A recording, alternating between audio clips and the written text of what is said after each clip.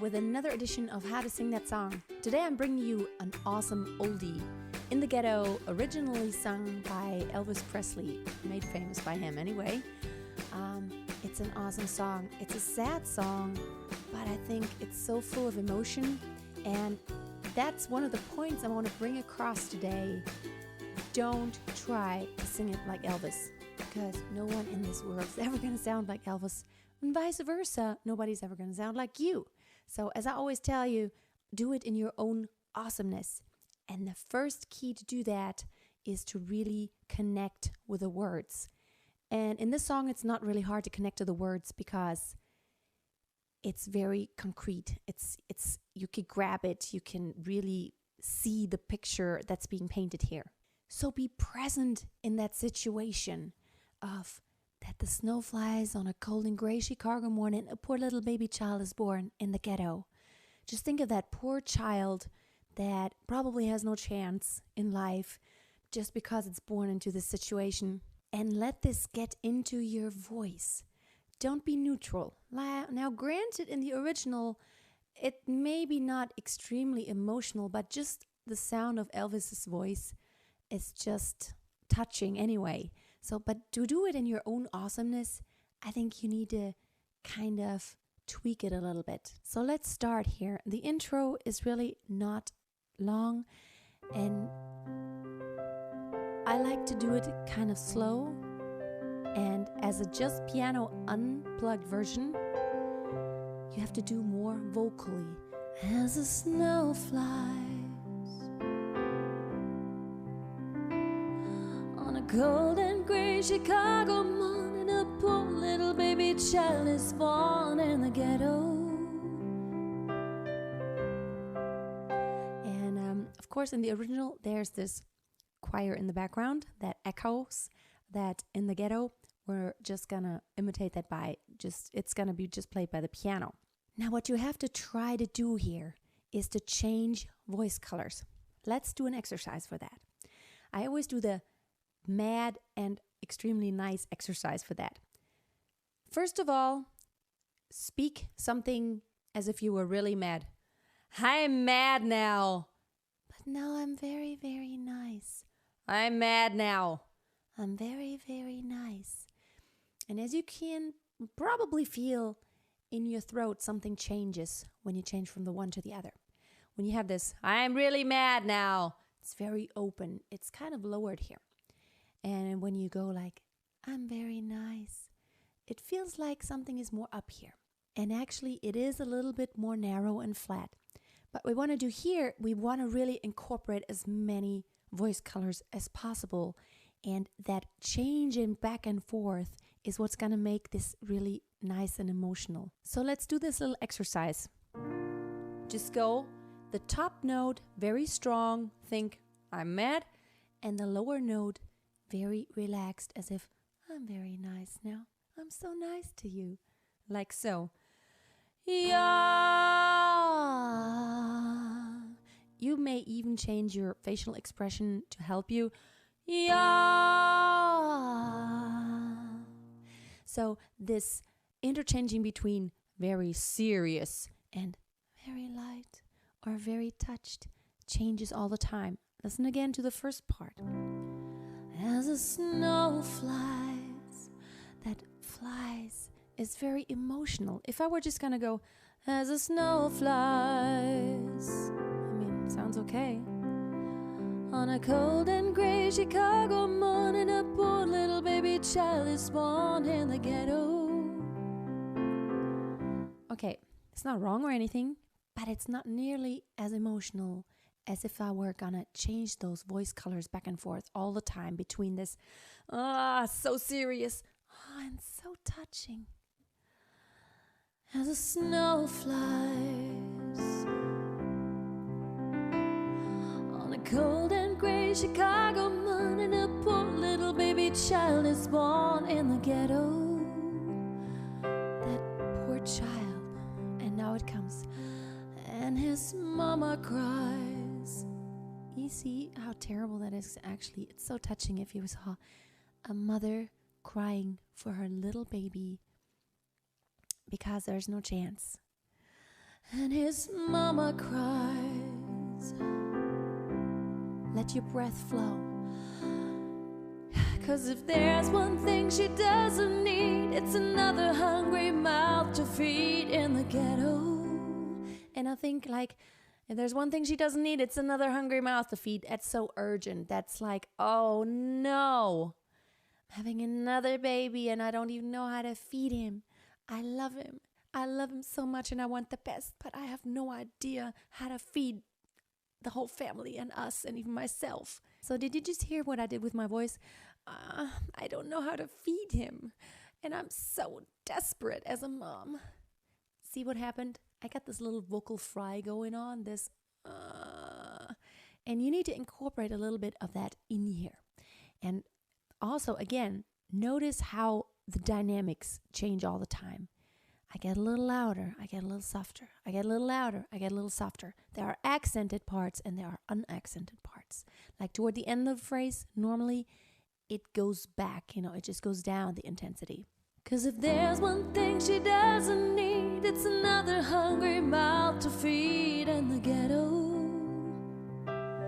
Again, when it goes up on those high notes, you do need a little bit more power in your voice in order to get up there, because you don't want to be too breathy or too head voicey. You want to be definitely chesty because you're telling the story. You don't want to go, 'cause if there's one thing she doesn't need, it's another hungry mouth to feed in the ghetto.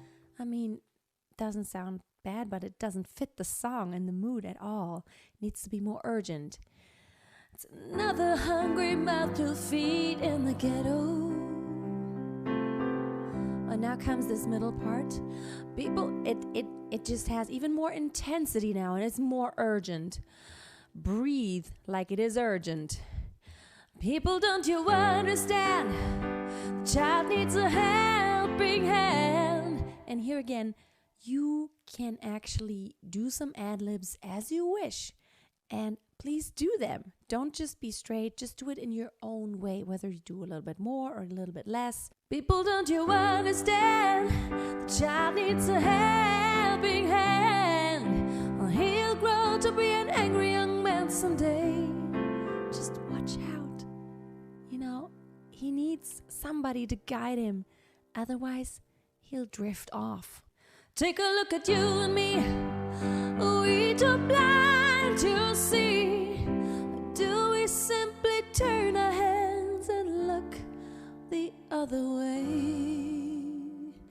And here I'm kind of like getting from this outburst. Take a look at you and me. Are we too blind to see? And that's why I feel in this song, there's kind of like an outburst of, it's like an outrage. It's like, come on, don't we even see that? We could help. Are we just not looking there? Are we just closing our eyes? Are we just being blinded? And then, or do we simply turn our heads and look the other way? It's like this shocking realization of shame. It's like, actually, we're purposefully looking away and not looking there. And then it goes on, well, the world turns. And it's like, okay, the world's going to go on and things are going to happen just as they have since the beginning of humanity and the beginning of the world. That's just the way I guess it is. That's just the way the world is going to go. So it's like, do we simply turn our heads and look the other way? And I like to make a break here. Well, the world turns, and a hungry little boy with a runny nose plays in the street as the cold wind blows in the ghetto. So the story goes on. You're continuing to tell the story about the little boy who is now getting a little bit bigger. He's growing up, and he's still in the ghetto. And his hunger burns. He's hungry. He's been hungry all his life. And we're just about to get to the place where we're going to find out what's going to become out of him. What's going to, what he's going to do as a result of the circumstances that he's growing up in. And his hunger burns. And now it comes. Let your breath be, empathetic. And he starts to roam the streets at night, and he learns how to steal, and he learns how to fight in the ghetto. Oh no, we can already see it coming. And then one night in desperation, young man breaks away. Now it comes. He buys a gun, steals a car, tries to run, but he don't get far. Another tragic end. And his mama cries, she cries again, but now it's the end of her child. And the crowd gathers round an angry young man face down in the street with a gun in his hand. In the ghetto, the bitter truth, let it get into your breath. And as her young man dies, hear her tears in your voice. On a cold and gray Chicago morning, another little baby child is born in the ghetto. And now the circle closes itself. It's like another circle begins. Another little baby child is born. And I'd like to stop here a little bit to kind of help your audience think for a little moment here. In the ghetto.